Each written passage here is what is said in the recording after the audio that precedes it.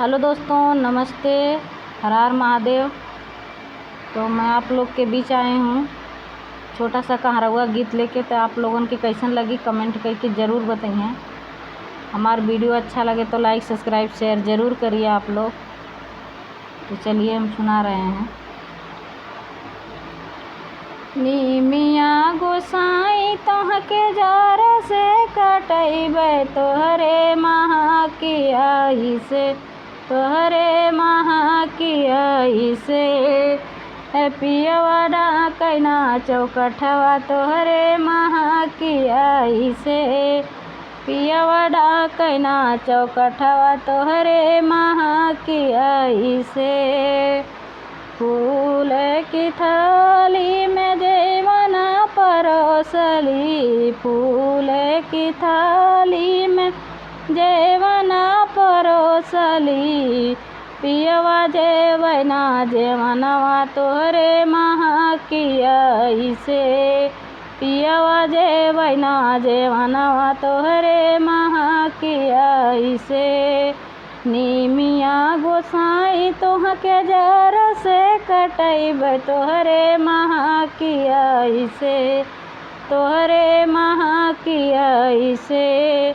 पियवा डाकैना चौकठवा तोहरे महा की आई से। फूल के लोटवा में जल भरी लाइली, फूल के लोटवा में जल भरी लाइली। पियवा घूटै नाही जलवा तोहरे महा की आई से, पियवा घूटै नाही जलवा तोहरे महा की आई से।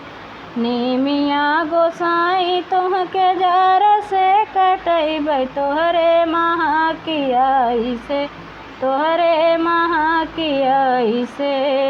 पियवा डाकैना चौकठवा तोहरे महा की आई से, पियवा डाकैना चौकठवा तोहरे महा की आई से। लवंगा इलायची कबीरवा जोरावली, लवंगा इलायची कबीरवा जोरावली। पियवा कूचै ना बिरौआ तोहरे महा की आई से, पियवा कूचै ना बिरौआ तोहरे महा की आई से।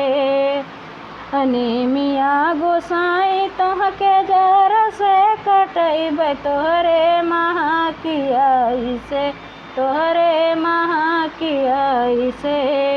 पियवा डाकैना चौकठवा तोहरे महा की आई से।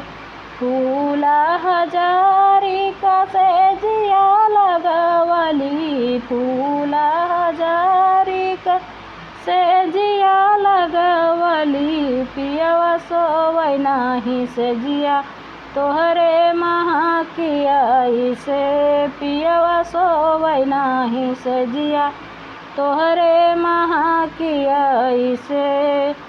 नीमिया गोसाई तोहके जार से कटैबै तोहरे महा की आई से, तोहरे महा की आई से। तो धन्यवाद दोस्तों। हमारा ये छोटा सा गीत कैसा लगी कमेंट करके आप लोग ज़रूर बताइए। फिर मिलेंगे अलग वीडियो में अलग गाने के साथ में। धन्यवाद।